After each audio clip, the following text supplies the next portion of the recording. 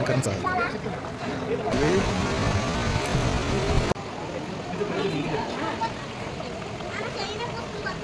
Hi అందరికీ welcome to my channel Karthik Chintapalli. ఈరోజైతే మనం హిమాచల్ ప్రదేశ్లో గల మణికరణ్కి ఎలా రీచ్ అవ్వాలి, ఈ మణికరణ్ ప్లేస్ యొక్క గొప్పతనం ఈ వీడియోలో మీకు చెప్పబోతున్నాను. సో లాస్ట్ వరకు ఎక్కడ స్కిప్ చేయకుండా ఈ వీడియో చూసేసేయండి. మేమైతే కుల్లు నుండి బయలుదేరిపోయాము. ఈ రోడ్లు చాలా ప్రమాదకరంగా ఉంటాయి. మనం ఎప్పుడు టీవీలో చూస్తూ ఉంటాం కదా, హిమాచల్ ప్రదేశ్లో కొండ చర్యలు విరిగిపడ్డాయి అని. ఆ ప్లేస్ ఏంటంటే ఈ కుల్లు నుండి మణికరణ్ వెళ్ళే దారిలోనే చూడండి, పక్కన కొండ పక్క నుంచే వెళ్తూ ఉంటాం. మనం కారులో వెళ్ళేటప్పుడు చాలా జాగ్రత్తగా వెళ్ళాలి. మా డ్రైవర్ అయితే మమ్మల్ని చాలా సేఫ్గా తీసుకొచ్చేసాడు. ఎంత డేంజర్గా అయితే రోడ్లు ఉంటాయో అంతే ఆహ్లాదకరంగా కూడా ఉంటాయి. పక్కన వ్యూస్ అన్నీ కూడా మనం చూసుకోవచ్చు. పక్కన నది ప్రవహిస్తూ ఉంటుంది. ఆ నది పేరు పార్వతీదేవి రివర్. అలాగే ఇటుపక్క కొండలు, అటుపక్క రివర్. చూడడానికి చాలా బాగుంటుంది. సెల్ఫ్ డ్రైవింగ్ అయితే మాత్రం కొద్దిగా జాగ్రత్తగా వెళ్ళండి. అదిగోండి, మేమైతే వచ్చేసాం గురుద్వారా సాహెబ్ మణికరణ్. ఇదే మన రావాల్సిన ప్లేస్. గురుద్వారా సాహెబ్ మణికరణ్ అంటే అటు సిక్కులు టెంపుల్ ఉంటుంది, ఇటు మన శివాలయం కూడా ఉంటుంది. రెండిట్ల కాంబినేషన్ ఈ టెంపుల్ కూడా. ఇది ఎక్కడ దొరకదు, ఇక్కడ మణికరణ్లో మాత్రమే దొరుకుతుంది. చూడండి, అక్కడ వేడివేడి పొగలు వస్తున్నాయి. ఆ వేడివేడి పొగలు ఆ రివర్లో నుంచి వస్తున్నాయి కదా, నేను ఎక్స్ప్లెయిన్ చేస్తాను. ఈ నది పేరే పార్వతీదేవి రివర్. పురాణ కథల ప్రకారం ఏంటంటే పార్వతీదేవి స్నానం చేస్తూ ఉంటే చెవి పోగు యొక్క ముత్యం అనేది రివర్లో పడిపోతుందన్నమాట. సో ఎంతమంది వెతికినా దొరకదు. చివరికి ఏంటంటే శివుడికి కోపం వచ్చేస్తుంది. శివునికి కోపం వచ్చి మూడో కన్ను తెరుస్తాడనమాట.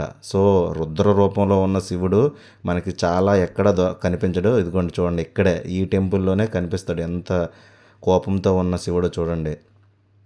అది ఇక్కడ పురాతన గాథ ప్రకారం ఈ టెంపుల్ యొక్క ప్రాముఖ్యత. మేమైతే టెంపుల్ని దర్శించేసుకున్నాం. టెంపుల్ లోపల జనాలు చాలామంది ఉన్నారు. ఫుల్ రష్గా ఉన్నప్పటికీ కూడా మా దర్శనం బాగానే అయిపోయింది అంతా కూడా. ఓం నమ శివాయ. శివుని ఆజ్ఞ ఉంటే ఏదైనా జరుగుతుందంటారు. శివుని ఆజ్ఞ లేనిదే ఏది జరగదంటారు కదా. సో మా పిల్లలకైతే ప్రసాదం ఇచ్చేసారు అక్కడ ఉన్న పంతులు గారు.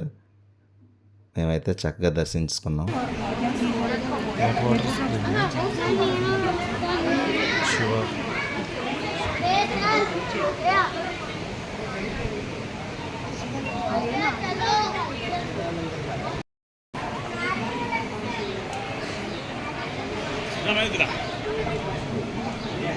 పని ముంచమ్మా.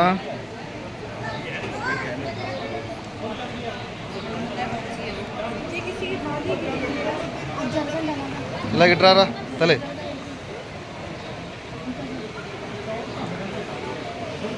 మణికరణ్ సార్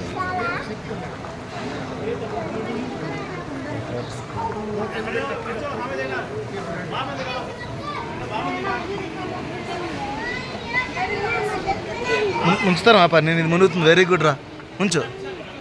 లేకపోతే వెరీ గుడ్. నీది కూడా పైకి ఎత్తి దించండి అలా.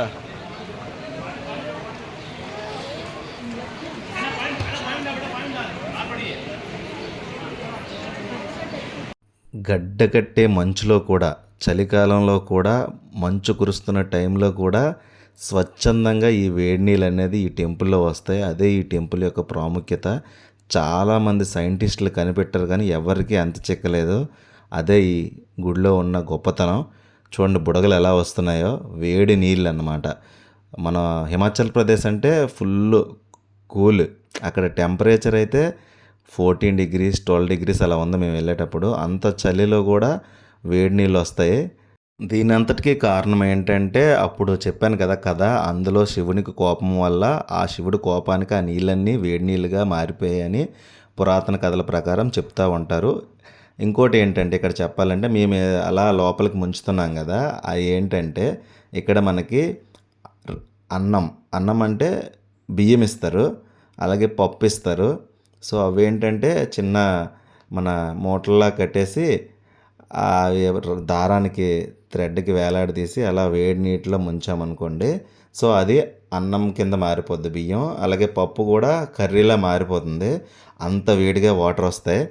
సో ఇలా చాలామంది భక్తులు అలా చేస్తూ ఉంటారు. ఆ అన్నం, పప్పు అక్కడ మనం పోల్స్ కట్టేసినట్లయితే అవి తీసుకొచ్చి పక్కన గురుద్వార ఉంటుంది సిక్కుల టెంపుల్. అందులో భోజనం పెడతారు అందరికీ కూడా. అంటే ఎంతమంది కడతారో చూడండి.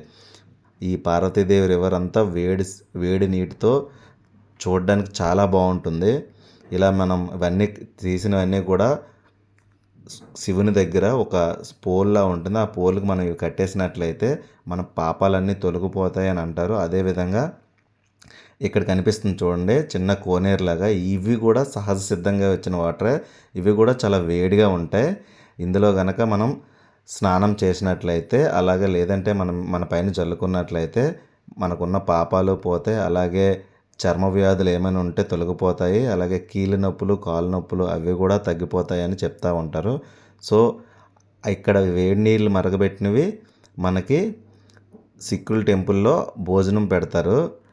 చాలా బాగుంటుంది అక్కడ కూడా. కాకపోతే అక్కడ వీడియో తీయడానికి పర్మిషన్ ఇవ్వలేదు. అందుకని మేమైతే వీడియో తీయలేదు.